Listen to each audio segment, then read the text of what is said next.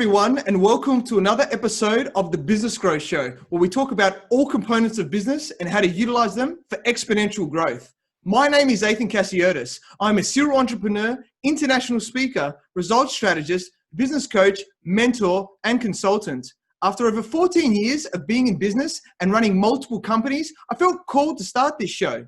I see many people struggling to start or grow a business, which is why I want to help entrepreneurs achieve success in business quicker, more effectively, and sustainably. Today, I have an awesome guest. He is an entrepreneur, social visionary, business coach, artist, and passionate millionaire. He helps you to become aware of what is holding you back and helps you to move forward to achieve your outcomes. Welcome, Steve Eck, and thank you for being on my show. Oh, thanks for having me. Awesome. Now I feel important. I'm Steve. Well, you're an amazing person, Steve, and it's really awesome to be here. And we've all got great experiences in that, and how we can help people. So I'm sure it's going to be an amazing show today. And so you're a very successful entrepreneur. For those people who don't know who you are, just please introduce yourself by telling us a bit more about you and your journey. Like you said, my name is Steve Eck. I'm in Chicago. I'm near an airport, so you'll hear those planes. And if you can't hear me, I'm just going to go, hi, and talk really close into the microphone. Like that. No. So I own an auto repair shop. I own an art gallery. I coach. I own real estate. My big thing is I live by design. And I don't live by default. I live the way I choose to, and that's what I really promote to people is be that, become whatever you want, fearless. So that's me. I got stories to tell. You just let me know what you want to hear. The journey, goodness. Yeah. What was that? No, I said that's awesome. I love that, that fearlessness and everything, yeah. Do you have anything else that you wanted to touch on for now? Well, you know what? I mean, I don't, I'm fearless because I've got absolutely nothing to lose. I used to have nothing. I used to be poor. I remembered how. I never forgot. So I could be poor again. That's what makes it fearless. Yeah. And that's such a great mindset to have, in life and in business, because that way, you don't have anything that holds you back, and, you back yourself. You've got that, like fearlessness, and, that's why you see a lot of really successful people, like yourself. Not that we want to go down this path, but if really successful people lose what they have, they make a bad decision and they lose a lot of things, they know they can bounce back, right? And that's that risk tolerance area. Oh, absolutely. Not that I want to, but people, I think, get stuck on, they get a little bit ahead and then they're afraid to lose that. And they're afraid to go on. They've got just enough and they're happy there. And to me, it was never about money. It was never about any of that. And I'm not afraid if I lost it all tomorrow, I'd have it back by Friday. That's not a problem. So that's really where the fearlessness comes. Yeah. Go after whatever you want and don't worry, you won't lose. Just keep going. Definitely. So great. And, and that's something that, we learn through life, or, we can get from other people to help us to build that muscle within ourselves as well, which is really important, to push forward in business. So you started more along the automotive business path, if I'm correct? Well, how far back do you want to go where I started? Well, I started out in a factory, actually. In a factory? Okay. Well, explain a bit more about that. I tell people, for me, my life started when I was 22. I've told the story. I talk openly. Prior to that, I was illiterate and on drugs. And the best I could come up with was a job at a factory. And it was a horrible job, just horrible. And I made $128 US a week. There I was, 20 years old. I couldn't read, and on drugs. Like, that is no way to live. And by the time I was 22, I was finally off of them. I had a good job, and life just took off. So my life started at 22. Very cool. The first years didn't count. Say that again? The first 22 years didn't count. Didn't count. That's right. They were a great education, but I don't count them. Yeah.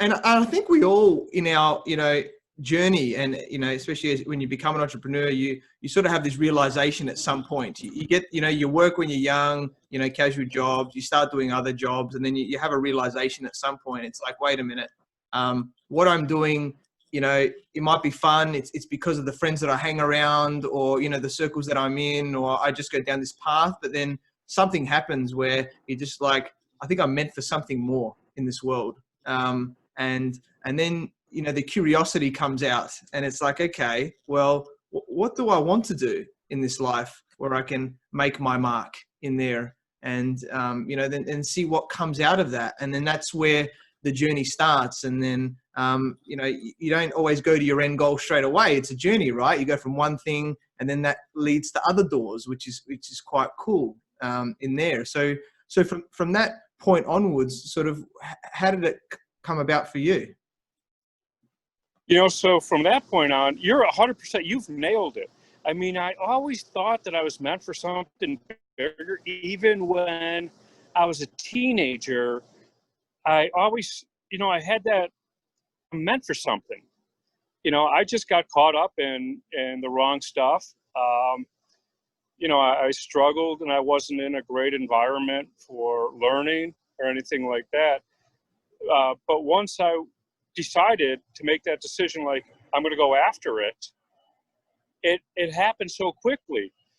And for me, again, I joke around that I have nothing to lose, because when you really have nothing, like the song, you got nothing to lose.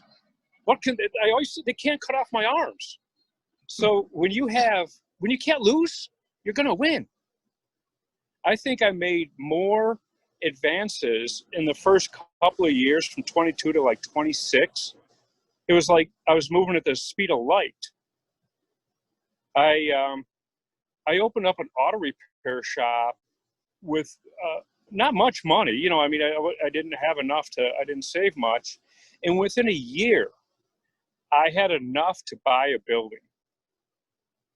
I mean, I was just driven. So it happens quickly, but I had nothing to lose. Yeah, that's awesome. And that focus, and that, like you said, nothing to lose, and that positivity, when you have that outcome, and, you basically attract it, you manifest it, whatever words you want to use in that way, you focus on that, right? And that's what happens. And that's where people that, complain or think, oh, all this stuff's going to go wrong, that's the stuff that normally happens. It's like, yes, you've got to prepare to some extent of worst case scenarios, but what you want to focus on is, this is where I want to be, have goals, have, outcomes of where you want to go. So that's really awesome. And like you said, to be able to buy a building after is amazing to have that. And then it's like, okay. And then you get to a point, it's like, well, what's my next decision? What's my next choice in the businesses or next ventures? How do I grow this, or what do I do from there, I guess? So what did it get to a point to go to your next stage after that? Oh, you just said something that I love. You said a lot that I love, but I'm going to focus on manifest. You can manifest the universe. You can make it happen.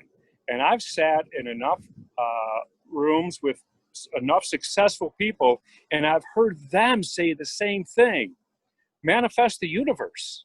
And I am such a strong believer in that whatever you could create, whatever you want to create, the universe will give it to you. You have to go out and get it. Nobody's going to, it's not going to happen by accident. You have to have such a passion, and to manifest the universe is absolutely true. You can do it. Yeah, it is so amazing. And I think the challenge with a lot of people out there is they don't realize that we actually manifest everything that we do in life, right? And Hmm. a lot of the bad things that happen as well.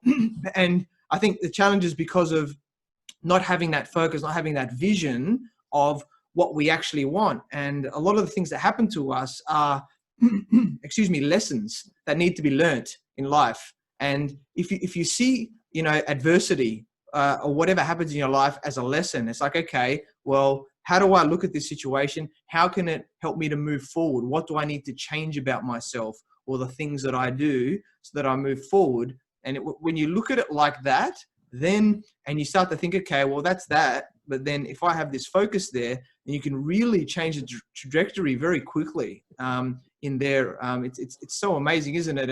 And that clarity of the vision, I think, is really important. So, man, you said a mouthful that I want to hit upon all of it. Yes, when you manifest, that's a two-way street, negative and positive. And when people are so negative and pessimistic, and that negativity just grows because they're manifesting it. And there honestly is no such thing as coincidence. Everything, it happens for a purpose, for a reason. And everything is a lesson. Every little thing is a lesson, and how you look at it. To the point where if I'm standing there and I see something happen up the street a little bit, maybe, a couple car lanes up, maybe somebody drops something, and I could run over and pick it up and hand it to them, or I could go, well, they dropped something. That's a lesson, and it's a lesson in who you are, is how you handle situations, whether you're in them or next to them, observing.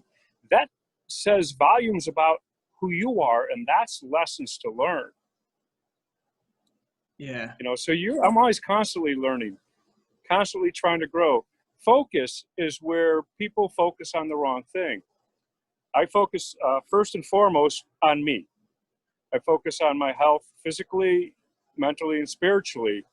And I think not enough people do that. Like, if your neighbor asked you to watch his property or her property, you would watch it. You'd guard over, you'd make sure nothing happened to their property, right? So you'll take care of somebody else, but you won't take care of yourself. We help other people, but we never help ourselves. So first and foremost is I focus on me, because if I'm the best person I can be, I can help others. My next focus is to build bonds, to build relationships, to bring people closer to me. So I focus on those I love, those around me. And the third focus of mine is to make the world a brighter place, a better place. That's where my focus is. Everything I do falls under one of those three. Yeah, I completely agree with you. There's so much gold in what you just said there. And, it's proven that we do a lot more for others than we do for ourselves. And you've got to harness that, but at the same time, you've got to realize that it still comes back to yourself. Because if you're not in, living your ultimate life, you don't have the ultimate, health, wealth, happiness, spiritual element, financially, physically, everything like that, they all tie in together, and that allows you actually to help others more in that way. And that's where having the energy to do what you do, and who you can connect with, and that's where family and people close to you are really important. They could be very big drivers for yourself to really create that impact that you want in this life, to have some meaning behind it, I guess. And it doesn't have to be always blood relatives. You can have people close to you in other ways, that you do things for as well, that are, very, very close as well. So that's each their own on what they do. It doesn't have to be, you have to have kids to have this sort of thing, right? It can just be partners, it can be friends, it can be certain people, and even clients, right? If you get to the point where you've got a lot of experience, and you're coaches like us, and you help people with our experiences to help them move forward in other areas, that creates a big level of how you can help others as well, and it helps to drive you. And I think we have to really be congruent in achieving the things ourselves, and being at a certain level ourselves so that we can actually pass that on to others as well in very different contexts. Oh, absolutely. The more you can grow, the more you can help. Yeah. And I don't care how you said, like they don't have to be blood relatives. I don't care how people come into your life, however they're labeled, client, neighbor, friend, cousin, brother, however they're in your life with that label is only how they got to your life. How strong your bond is with them is as strong as you're going to make it. So yeah, you have people that enter your life as a client and then become a close friend, a confidant. So and then I have relatives that I don't talk to, that I've removed from my life. That were not positive people. They were just too negative. I couldn't have them around me. So however they got into my life is how they got there. But I want to build up the strong bonds and relationships with the ones that are there. Yeah. So the ones that I want in my life. Exactly. And that's so important. We're 1/5 of the 5 people we spend the most time with, and also, other areas, because people affect us in negative and positive ways as well, whether you like it or not. And for some people are, for family are more difficult to get out of your life than others. But that being said, that shouldn't deter you from that. Where, Do you know how you get family members out of your life? Lend them money. Lend them money. They take the money. They never pay you back, and then they're embarrassed to see you. I swear to God, all the relatives I cut out of my life are all the ones I've lent money to. And that's all it costs me to get rid of them. That's an interesting way of doing it. Yeah. And it's true. Unfortunately, money is a big driver of a lot of people, where a lot of challenges and issues happen, and it shouldn't be. But that's where, and I think that's what happens. A lot of issues in relationships as well, right? Whether it's business relationships, whether it's partner relationships or other areas where family relationships, where there's an issue where either the person doesn't have enough or they want more, or things like that. And and that's where having that down packed in your life, and obviously that can be a mindset thing on yourself to then be able to ensure that's taken care of. But I like the way that you said, well, if you know that can be an issue, well, you can use it to your advantage for people that you don't want in your life as much. So I like that. That's a different way of looking at it, Steve.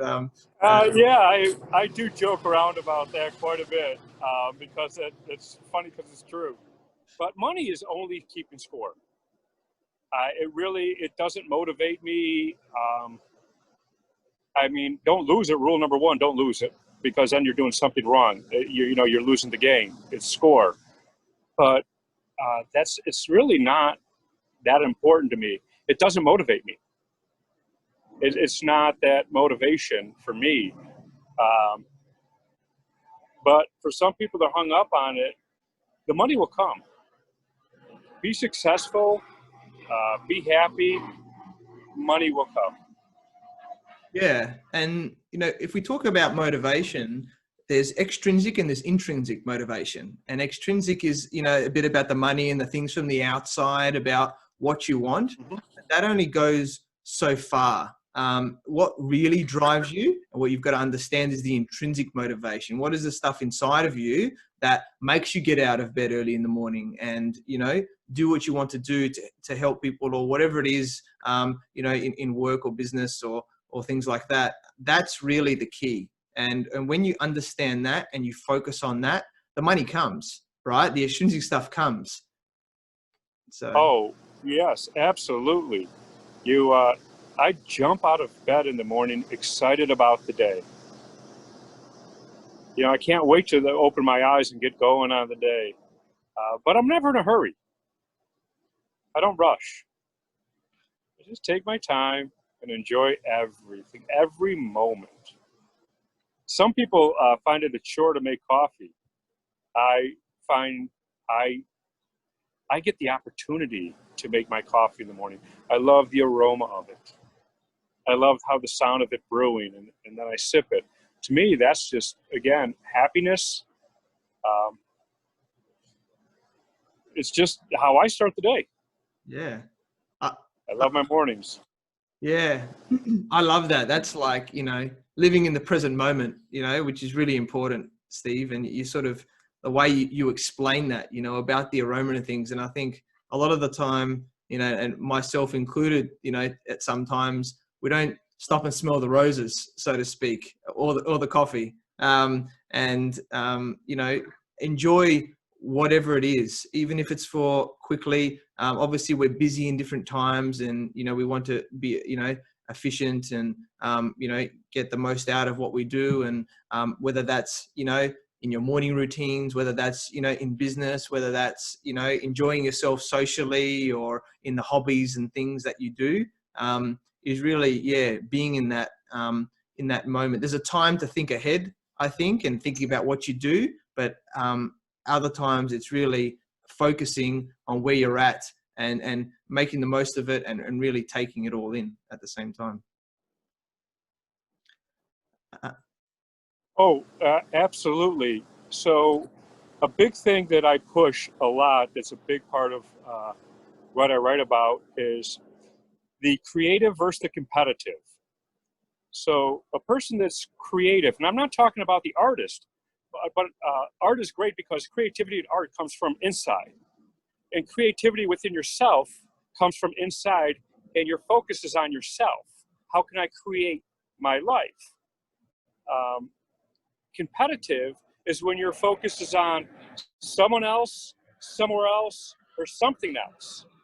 It's where your focus is, and I think your focus always needs to be on yourself, and not somewhere else. Michael Jordan was competitive when he played basketball because it was a competition. It was very finite. I mean, there was a tip-off and then an end buzzer. But I guarantee he didn't go to practice one day saying, "Ooh, I got to be better than Larry Bird.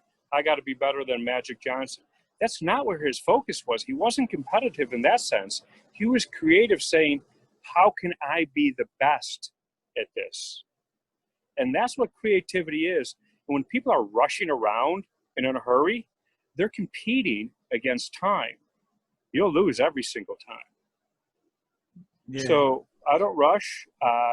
I think about the best I can do for myself. And I don't mean to sound conceited when I say this, only that I focus on myself like I'm a narcissist. But the better I can become, the better I can help people around me. The more I could help them, the more I could bring people up. So I do focus a lot on myself. But, it's important. My health is important to me, and that's how I can help others. Yeah. I love that, everything that you just said, and that distinction between, the creativeness and the competitiveness. It's a great way of looking at it. And, if we talk a bit about creativity in the standard sense with you, you are very artistic. You have a gallery as well, and, you create a lot. So do you want to maybe share a little bit about that, and maybe an interesting story I'm sure you have of some of that as well? I've got stories. So I started out a graffiti artist. I remember my dad brought home a junk car. We were that family that had junk cars in the front of the house, junk cars in the back house. Nothing ever ran. It was just junk cars. And he brought home a junk car that had a can of spray paint in the back, a lot of spray paint, a lot of colors. And I was a little kid. And I remember hitting that nozzle for the first time, and I could put paint on something. I'm like, wow, I'm in heaven. I could do stuff. So I did start out a graffiti artist. I never took an art class or anything. I don't know about it. And I struggled with a lot of things to understand in art, but it just felt good to create. I felt like it was something inside me that had to come out. And it grew as my skills grew and I learned more. It started opening up so much. Like I said, life started when I was 22. When I was 23, I was in France at the Louvre looking at the Mona Lisa. A year later, that's how fast things were happening. I still love graffiti, but I paint and I sculpt, I metal sculpt. I'll be doing a little bit of that later. Another story I had about creativity is when I was 20 years old, I didn't have any money. I saved up $100 when I was 20, and I went to a pawn shop because I didn't know anything about music. My family didn't play any music, and I couldn't take it in school because of a learning disability, because I couldn't read. So I wanted to play music. It was something inside of me. It had to come out. And I saved up, and I went to a pawn shop to buy an instrument. I didn't care what it was. I thought it'd be a guitar. And they had a saxophone for $80. And I bought it. The guy goes, "You want to try it?" I'm like, "No, I'm good." I didn't even know how to hold it or what end up blowing. But it had to come out. So I learned to read music, and I learned to play, and I've played in bands. I've played guitar, saxophone, bass, a little bit of keyboard. You know, I had to play music too. It's art. It's what's inside me that has to come out. Yeah, I love all of that, and yeah, and I think we all have different creative elements, and you know, there's the standard sense of people where you have the right brain, left brain. The right brains are, you know, more the creative, emotional sort of type of people. Then you have the left brains, which are more the logical type people. That being said, we still have both sides. We're just potentially more inclined to have more one. So you obviously seem to be more of the right brain, definitely from these conversations. Now, but that being said, you know, we still have other areas. Like I can be very good at numbers, but at the same time, you know, like I learned piano from a young age as well, and learned that, and learned music. My parents put me through that. I was put through a lot of different interesting things as well. I went, you know, learn how to do photography. You know, I did some painting. I did some astronomy. You know, various things like that, that, you know, tested me in that little bit of a way. I even, you know, enjoyed dancing and still do. Not that I get out as much in these times. And I put it down to understanding like music. And I think music is actually a really key one, where it helps when you understand the beat. You don't necessarily have to read music. Like, you know, obviously you need to understand to play a song, but understanding the beat of a song and how things work, you know, helps you in a lot of different areas, I think, and things in the brain to do stuff. But then, you know, whether it's dancing, whether it's singing, whether it's just, you know, other areas of creativity, I think music is a big muse on that. It's quite interesting. So it's really cool that, yeah, you've got a lot of that in you, and yeah. So yeah, music I think is so international. I mean, it encompasses the whole world. We all listen to it. You know, I know the right brain, left brain thing, and I think that you're right. But I think this is my personal non-scientific approach to it. But when it comes to, say, art or music, some people are left, some people are right brain.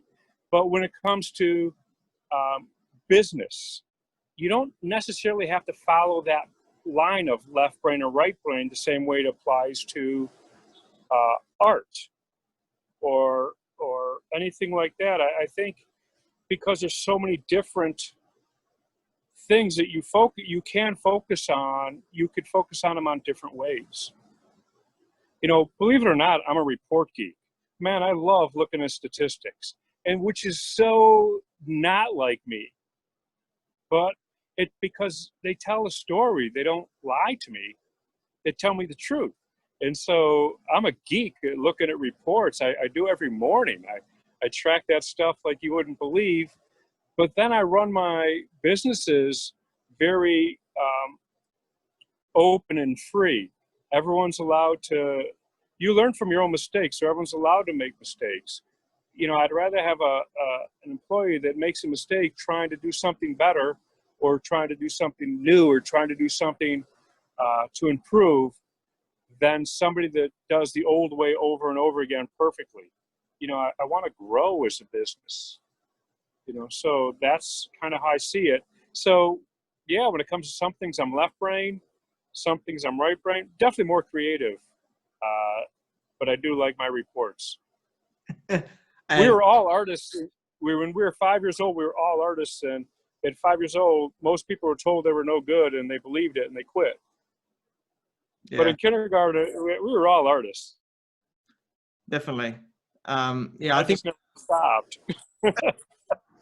I love it. Yeah, I think the school system definitely doesn't promote creativity, unfortunately, and it's sort of up to the parents or up to the child in itself to really go with on that. And you made some great points there with the reporting elements and that. Like I've got a very systems based background from a young age. You know, I learned computers from when I was 8 years old. My parents put me in on there, and from the original Windows 3.1, it was a blue screen. And then, work my way up. So I've got a lot of that and reporting and implemented systems for companies, that I used to work for and, improving things. So I do have, that element a lot in terms of the numbers, which are really important. But at the same time, you have to have, that other element of the creativity or the way that you connect with people and that as well, on that emotional level. And I think, you understand where your strengths and weaknesses are, I think is the key thing of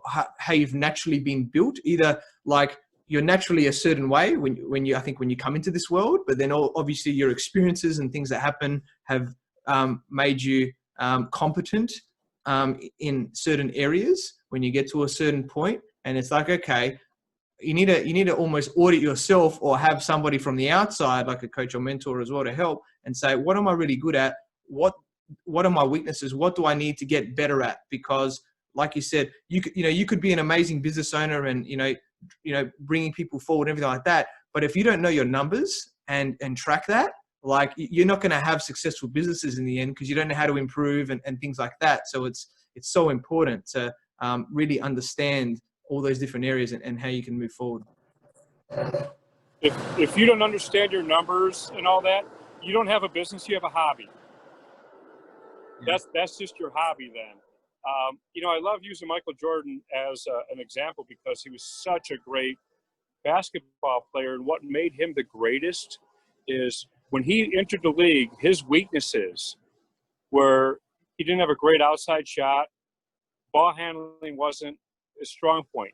When he retired, those were his strengths. He turned his weaknesses into his strengths, and that's how he became the greatest. And when you brought up coaching, again, I'm going to go Michael Jordan. He never played a single basketball game without a coach. Not one. Yeah. Every time he put on a uniform, there was a coach on the bench. Yeah, he was great, but he still needed a coach. Definitely. And coaching's so important. Like, myself, I know that I wouldn't be where I am with the coaches. And, we need to learn, obviously we need to learn skills and things. Like if we talk about business, there's a lot of different skills of business, right, that we need to learn. And, whether that's, through courses or programs or obviously specifically even more with a coach. And, obviously there's a mindset element where there might be things holding you back that you need to move forward on, but then there's the specific skills on business. And it's like, okay.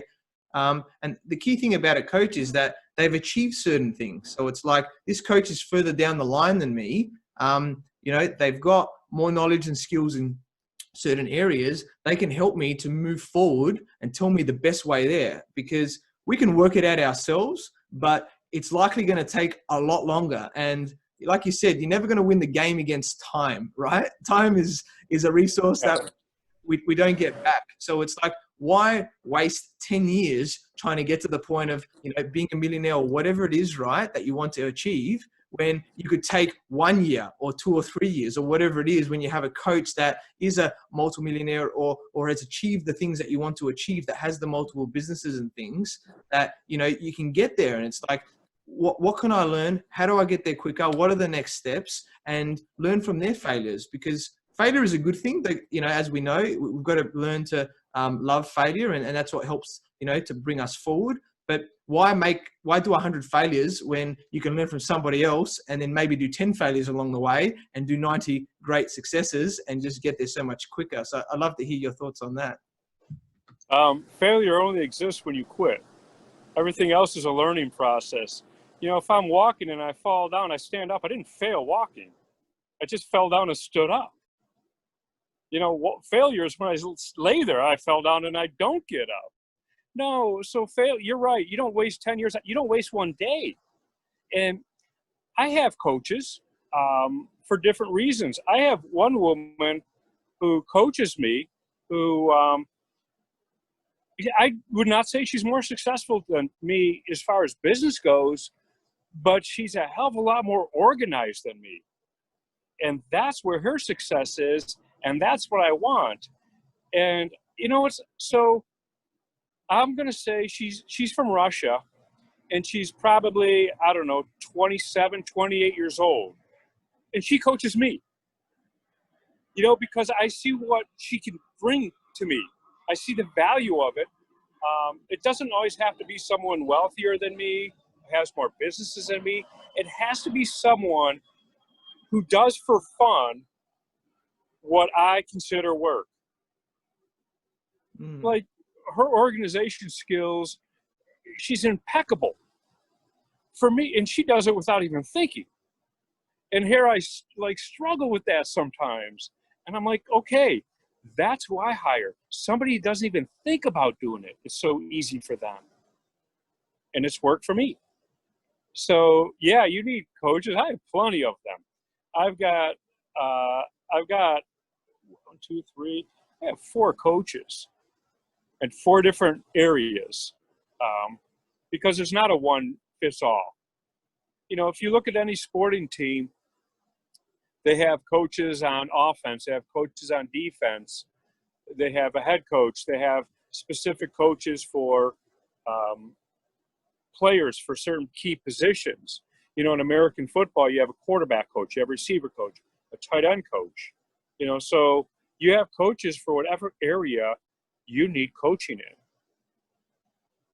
Yeah. I'm a strong believer in that. I do have to tell you, I watched one season of Australian rules football. That game is fantastic. I laughed a lot, but it's fantastic. Yeah, it is awesome. And like what you said, I love that how, multiple coaches are really important, and they don't have to necessarily be wealthier than you or whatever to be able to do it, but they have certain skill sets that you don't have. And that's that, draws back to that weakness thing. It's like, what am I deficient in? Okay, I could try and work it out for myself, or why don't I get a coach that, it's natural to them, or they're just really amazingly good at it. They can just go, here, this is what you need to work on, plug into this system, whatever it is, right? That works, and do that. And yeah, with Aussie rules football, it's a really full on game. It's I grew up in Adelaide myself, and I've moved to Sydney now. But in Adelaide and in Melbourne, especially, they're very big on AFL, right? Australian rules football. In Sydney and Brisbane, it's more on the rugby side of sense, in that way, just so you get an understanding of what they call footy. So, in that way, so depending on what state you're in is where the focus is. But I grew up a lot on that, and it's a full on game, right? NFL, in the America, they've got all the pads and it sort of stops and stuff. And Right.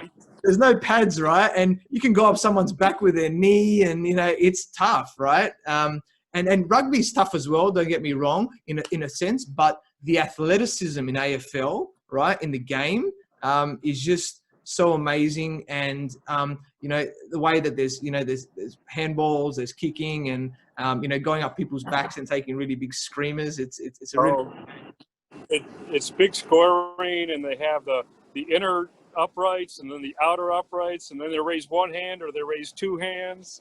Oh, I loved it.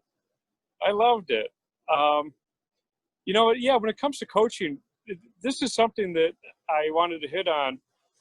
I'm not used to taking orders. I've been on my own. I'm just not used to it. And so whenever I've had a coach early on, I've made mistakes and thinking you can just hire somebody and it'll all work out. And I'm very specific in how I need to be handled and how it's going to work. I'm always respectful, but they actually need to call me out and not take excuses. You know what I mean? Like I said, hey, listen, get on me. Just be upfront with me, or I know how I am. I basically gave them the license to call bullshit. To literally say, Steve, that sounds like bullshit. If it was on a plate, it would smell like it. To be that forward with me. And, but, over time you build up relationships and it becomes much easier, not as awkward. Because the first time they call it, I'm like, I don't know if I like that. But recently I was talking about something I wanted to accomplish with one of my coaches, Larry.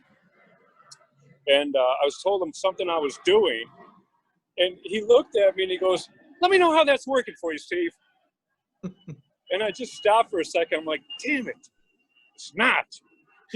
Because I was trying to do too many things at one time. I thought I was going to be able to multitask on a couple of big projects and get everything done. He's like, "Yeah, let me know how that works for you."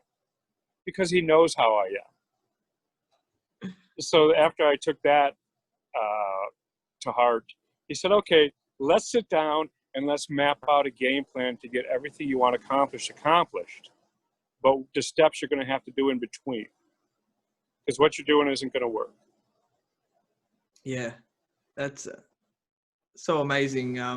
And I love that story that you said. And that's really the power of a coach is to, keep us accountable, to hold us to, don't let us have the excuses, right? Where a lot of people do have that, and you need, I'm a big fan as well of that sort of bit of tough love coaching. It's like, this is what needs to happen. And so a lot of people don't like to hear that. The ego gets involved, or, whatever it is, especially as an entrepreneur, you don't want to be told what to do. That's why you created your own businesses and things like that. But you have to be able to be open to that. And then somebody, because, we've got our blinkers on, right? We look at only things in our way. And when you have somebody from the outside looks at things differently, it's amazing. What they say is, have you thought about this, or have you thought about that? And you're like, actually, no, I haven't. And you're like, okay, let's put our heads together and work out what's the best way forward, with the experiences there. And that's where you really create success quickly, and sustainably as well over time. This coach I mentioned that I have, you're 100% right. I couldn't agree with you more. This guy, Larry, I knew he was going to be a perfect coach for me. He's probably been coaching me over 10 years. And first, I don't know, month or two, we eventually have a conversation. And I go, "I think things are going pretty good." And he laughed. He goes, "Steve, you've put down your first shield and your second. Pretty proud of you. You still got the third, fourth, and fifth shield up, and we'll get through those." And I just started laughing because I wasn't letting him into my life, to go and because he kept on saying, "What's going on in your personal life?" And I wasn't letting him in. And he was just calling them shields. "Quick, throw up the shields. Don't let them in." And so he kind of called me out on that. And I take everything to heart. And I'm like, you know what? He's right. And the relationship with him had just grown to the point where he's really helped me succeed in life like you wouldn't believe. Yeah. So it is important to have the right coach, and the right coach, like you said, hold you accountable and not take your crap, because as entrepreneurs, we're usually in charge. We don't like to listen. If, we're not employees. So it's hard to take, but you have to feel comfortable with your coach, and you have to set the ground rules early on. Definitely. Really awesome points. Completely agree with all of them. And I think, when you think about it from a business sense, it comes down to strategy, right? And strategy is a big part of that. And we all have our strategies, but at the same time, is it the best strategy? And that's where, the coach helps in. And I'm sure that's a big part about what you do as well. You do have the multiple businesses and strategies adjusting things. So, how do you look at strategy, and maybe give a bit of an example on this as well? So yeah, there's steps that have to be taken, any kind of strategy, and we all want to do the fun stuff. We all want to jump into the fun stuff, and nobody wants to do the not so fun. But there is a strategy to everything, and you have to map out what you're going to do. If I'm going to go on vacation, I'm not just going to pack a bathing suit and run to the airport. I have to do my homework. Where am I going to go? What time of year am I going to go? How am I going to get there? These are not the fun things to do. And that's just an example. I use that when I coach about strategy. I always talk about vacation. Because once you're at the beach, life's good.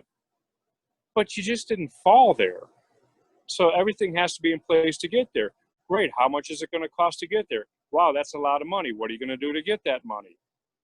So there's strategies to everything. You can't leave one step undone. And they have to be done in the right order. Like I said, I was working on a couple of big projects, and I wasn't going to get either one of them done. And my coach said, you need to hire somebody to do some of the things. And I'm like, I don't want to hire anybody. I just don't. I didn't feel like it. But after talking to him, I'm like, I got to hire somebody. And I did. And once I hired somebody, I was able to get rid of some of the load that was holding me back from accomplishing things. Yeah. It's a pain in the ass to have employees. And, I don't know if you have any, but it's a pain in the ass. I love all my employees, but, I'm working with a bunch of personalities and a bunch of different days, and they're human, and they have their issues, they have their problems. And every time I take on a new employee, I think, yeah, I'm growing, but yeah, I get to deal with one more personality. So I didn't want to, but he was right, and I did, and now that position will always be held. So even if this person leaves, I'll hire somebody to fill their spot. So it's just part of growing, I guess, is really what I'm saying. And for me, it's employees. One thing in business I'm really, really good at is managing people. Yeah. I think that's my strong point, because my businesses, I have a lot of employees, and I'm close with every one of them. They're human, they work for me, and every one of them would run through a wall for me. And, that's just culture. Culture to me is your values plus your behavior. You could have values saying I'm about this, I'm about that, and then behave differently. I could say I'm all about family. I want my employees to have wonderful personal lives, but then make them work nights and weekends. You'd have a crappy culture that doesn't work.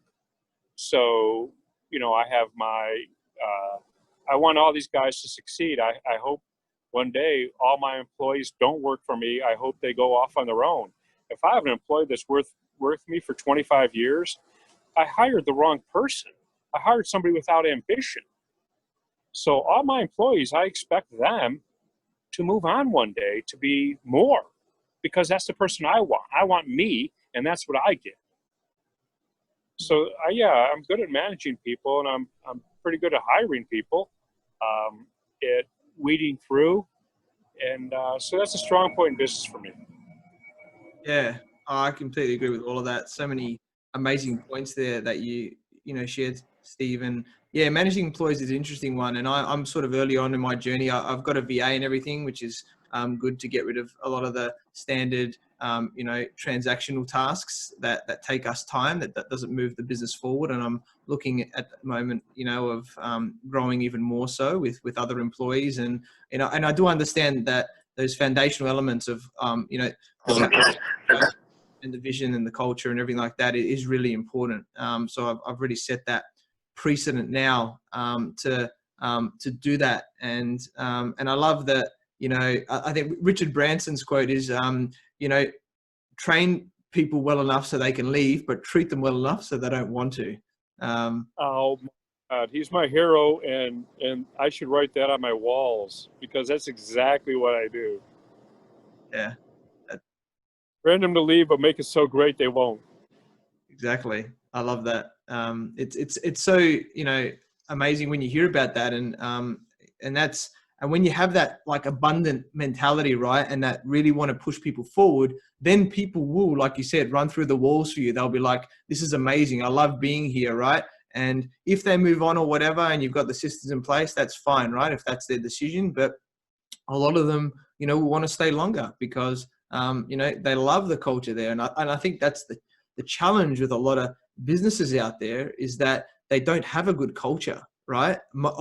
Probably the majority of businesses out there don't have one because they don't, either they're too big and it's sort of been changed over time, or, they didn't really have that groundwork well. So us as entrepreneurs, it's really important to really, instill that great culture so people love working there. And then that way you actually will retain a lot of the employees that you have because of that, because they've probably been in other positions before and they were like, I'm getting treated the best here. I love working here. It's a great place to work, because we spend so much time at work, right? With those people in our lives. If you look at the time there, compared to the time, with our family or other things that we do. So it's really important that we enjoy what we do, whether we are the entrepreneur or whether we are the intrapreneur, that people that work in the business with the entrepreneur to help it to grow, or just an employee. Not everyone wants to be the entrepreneur, right? Take on that risk and grow the businesses. There are just people out there that want to help, be on a mission that, that they really align with, and, they want to have that security, in terms of that job. And, it's our duty to find these people with these different skills and things to plug into the business to really, help us to move forward in those ways. I agree 1,000%. In all my years, I don't know, I've probably had 300-400 employees, and I'm sitting here thinking, and there may be one or two that I would cringe if I saw in public, like, this guy. Last year, I ran into a former employee that I fired. I fired her, and I ran into her in a street fest, and she came running up to me and hugged me. She's like, "Oh, how's everything going?" We talked for about an hour, and I fired her. But I fired her. I let her go. I don't want to say you're fired. When I hired her, we set up a goal that she set for herself, and her compensation package was huge. And I said to her, if you don't reach the goal, you're done. Like, you've fallen short. You are so confident you can do this. If you don't reach it, and I'm betting on you. And she didn't reach it. And, and I said, listen, you didn't. We had the conversation. You fell short, and I'm going to have to let you go. You didn't bring to the table what you said you could. And she completely understood. When I let somebody go, an employee go, they've earned it.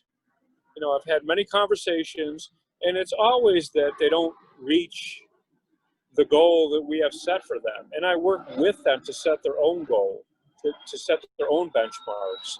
And if they don't reach it, they don't reach it. But I don't, like, hey, you didn't reach it today, you're fired.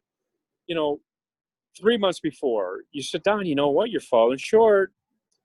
2 months, you're fall. What are we going to do? What changes do we have to make? And then eventually it's a month away. You go, listen, you're not going to make your goal, and we're a month away. And what tools do you need? I'm still trying to work with them, because I'd rather fix an employee than hire another. And I give them every tool possible.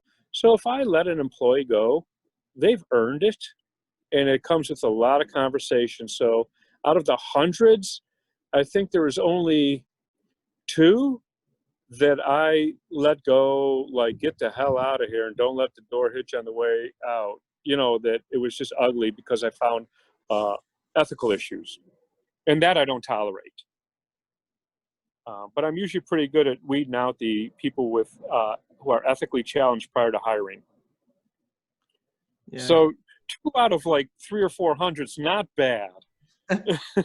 That's amazing, and that's a testament, to yourself, of how you manage people, where they come up to you and really want to thankful, and you gave, for that example, her the opportunity, right, to prove herself. And I think that's the biggest thing, is that people don't always get that opportunity. So, and if you give them the backing, and then it's fair enough. Hopefully they hit it, and you do everything in your power to help them, because it benefits you as well. But if not, then it wasn't meant to be, and that's fine as well. People can move on and move forward as you need to. And I think, like you said about who to hire and things like that, it comes down to emotional intelligence as well, right? With people, where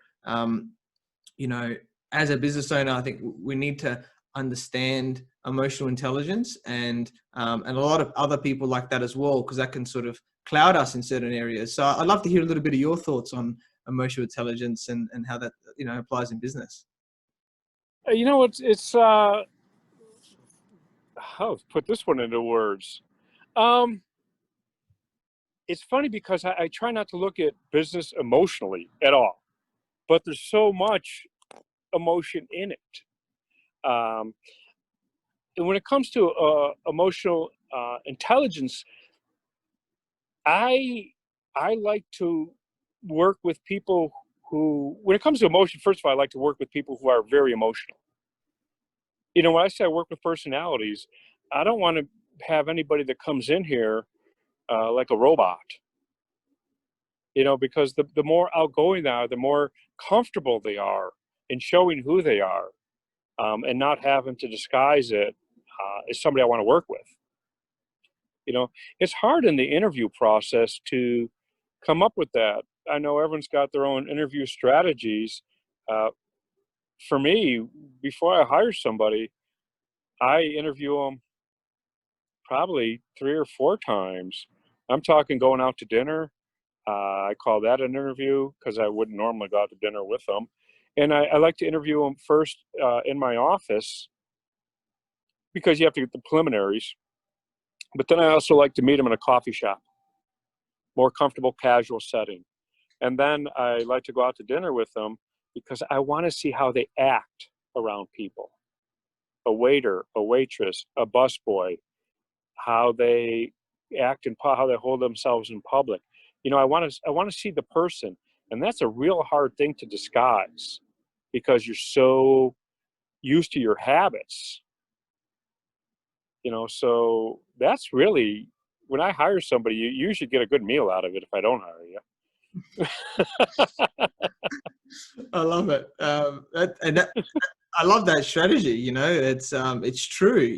A lot of people put on a potential facade in an interview, but when you put people in certain situations, then you see the true mannerisms comes out. So I love that. I haven't thought about taking people out to dinner or things like that. And obviously, if they're going to work in your business, actually like in your office and stuff, you can definitely do that. Obviously, it's a little bit more challenging if you're going to have them work remotely, but you can still, I guess, do Zoom things and have different multiple interviews and maybe have certain different themes to it or something like that of how you can get them to talk about different areas to sort of bring that out as well. But I think there's nothing like doing it in person in those areas.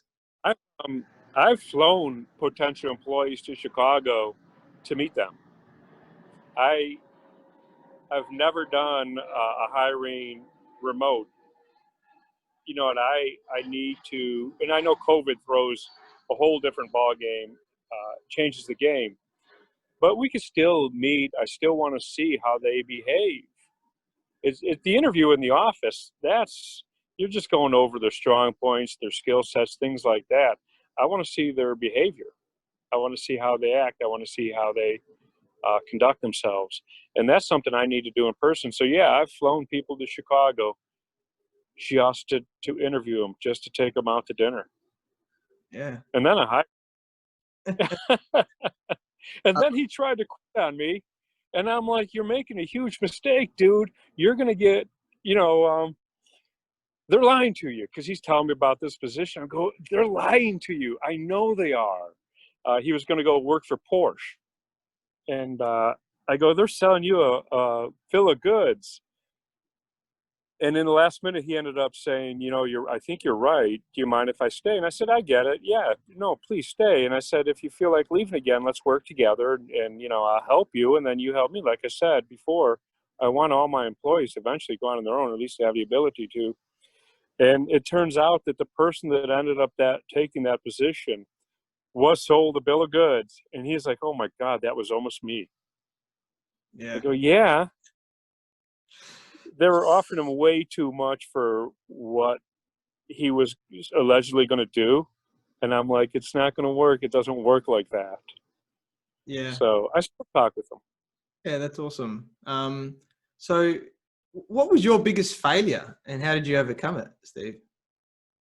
Oh my God, my biggest failure. I failed at so many things, but I didn't quit. I guess the biggest thing for me to overcome was probably learning to read. That was difficult, and because it's still ongoing, Um, I guess my most failures are probably my personal life. We're not even going to get into that train wreck. No, I don't know. So failures, losing money is not a failure. It means I gambled on something or I took a risk that I probably could have investigated more into, but didn't. Um, I've hired a couple wrong people. I think my biggest failures are the risks I didn't take, the opportunities I didn't take that I should have. I would say were the failures.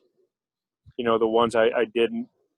I saw it, I had the opportunity, and either I didn't pull the trigger because I didn't think it was going to happen, or I didn't research enough into it, or I took too much time.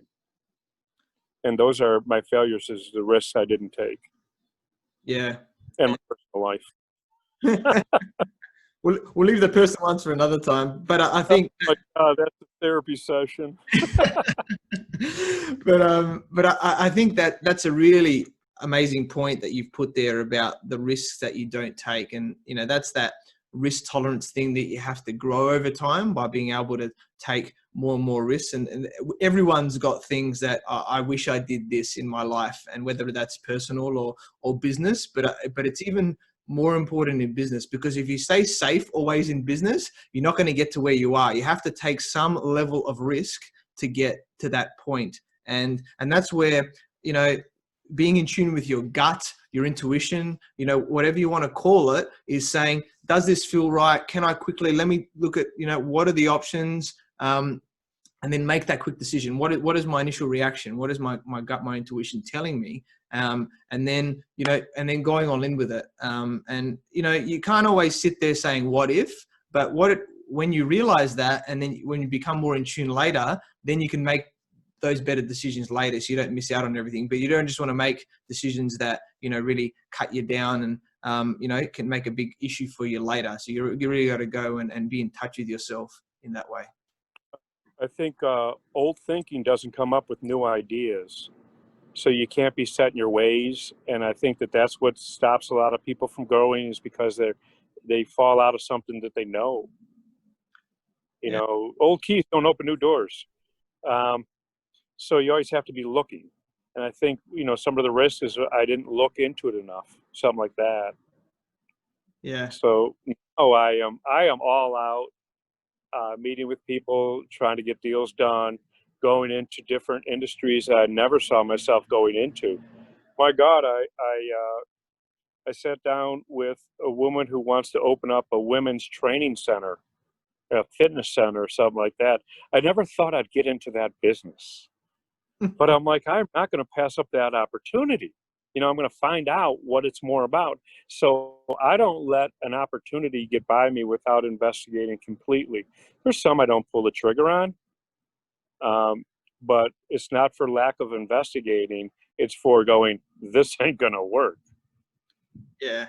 And that's where, doing your due diligence is really important in business and in deals and things like that, because, you don't, as much as you want to go with your gut and what feels right, you still need to do a bit of the investigation at the time and say, what could go wrong here, or best case, worst case, most likely, and looking at the numbers, everything like that.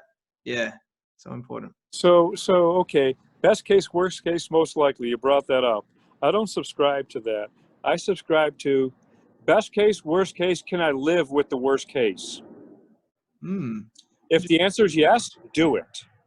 If the worst case will kill you, don't. If is the worst case, what's the worst case? So the worst case is I could lose this much money. Can you live with losing that much money? Yes, then do it. If you can't, then don't. I like that. That's a really good way of best case, worst case. Can I live with the worst case? Yes, then do it. Yeah, I love that, Steve. I'm going to have to implement that, I reckon, going forward. So really, really great way of looking at it. And, you've also got a podcast yourself, Live Life Out Loud. Live Life Out Loud. I've got a lot of sessions recorded. I got to release. So yeah, it's a podcast about designing your life. It's about growing. It's about being happiness, finding your happiness. I found mine. I live on a boat. I own no furniture. I have a loft and it has a bed because I don't need much. This is the way I want to design my life. I do have a big Joe Lovesack that I like to lay on every once in a while. But, live out loud. This is me. Be happy. If you're in the shadows, what are you afraid of? Man, stand up in front. This is me. If you could look at the world going, this is me. This is who I am. Do you know how confident you become in yourself? Definitely. I think about that movie, Almost Famous, where the guy gets on the roof going, I am a golden god. He was probably high at the time, but so live life out loud. Live in front of people. Turn the volume up to 11. Yeah. But be authentic. I love that, Steve. That's awesome. And that's a really great message to empower people in that way. So I'm looking forward to hearing more about those as you release them. And you've also got a book coming out soon. Do you want to let everyone know? Got a book coming out. You become the story you tell. And it's more you become the story you tell yourself. Yeah. It's hard to get real with yourself.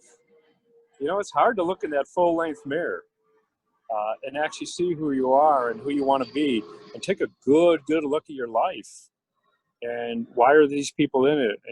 And what are the versions of you that everyone's got a version of you, and it better be the same. So you become the story you tell. Yeah, that's really awesome. And bringing that awareness to people, really, really powerful. So I'm really looking forward to that. I'll definitely buy it, Steve, when that's out. So. It'll be out soon. Can't wait. Look forward to it. Yeah, that's awesome. Really awesome. So, we met through our networks, and have a mutual coach, and, you have a very giving personality, where you always aim to help people in whichever way you can. You have a diverse set of skills based on your journey and multiple businesses you have founded, which, set you apart from most people. So I'm very grateful, that we connected, and, I look forward to working with you in the future. I'm looking. Yeah. Thank you, so very much for your time today, Steve. I'm sure many people have, greatly benefited, from your valuable wisdom and everything. And, how can people find you and get in contact with you? So I'm easy to find. My name is Steve Eck. Last name's EK, only 2 letters.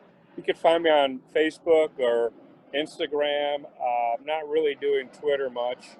You could go to eckautomotive.com, saltairgallery.com, steveeck.com. That's, it's up, and you can contact me through there. Or sometimes I do crazy shit, but if you want to contact me, my phone number is 773-951-7428.